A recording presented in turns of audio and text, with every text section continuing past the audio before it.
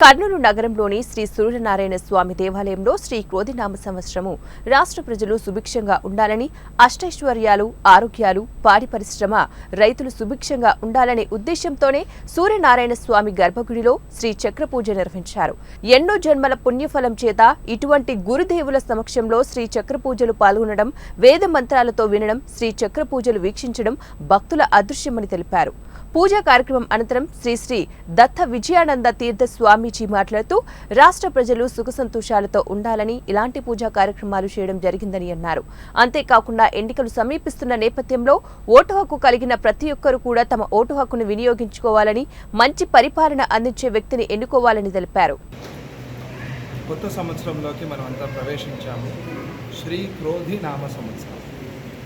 ఈ సంవత్సరం ఉగాదిని పూజ్య గురుదేవులు గణపతి సచ్చిదానంద స్వామీజీ వారు భాగ్యనగరం హైదరాబాద్లో కొత్తగా నిర్మాణమైన దత్త దేవాలయంలో ఆచరించి భక్తులందరి చేత ఆచరింపచేసి వేలాది లక్షలాది మంది భక్తులు వచ్చి దర్శనం చేసుకున్నారు. ఆ తరువాత రామనవమి ఉత్సవాలు కూడా నిన్నటి రోజు పూర్తి అయ్యాయి. ఆ రామనవమి ఉత్సవాలు మనమందరము కూడా ఈ సంవత్సరం విశేషం. ఎందుకంటే అయోధ్యలో బాలరాముడు ప్రతిష్ఠ అయ్యాడు కాబట్టి విశేషంగా మనమంతా రామనవమి ఉత్సవాన్ని ఈ సంవత్సరం బాగా ఆచరణ చేసుకున్నాం.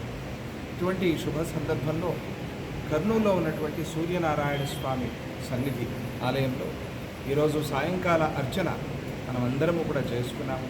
విపరీతమైన వేడి చూస్తున్నాం ఈ సంవత్సరం.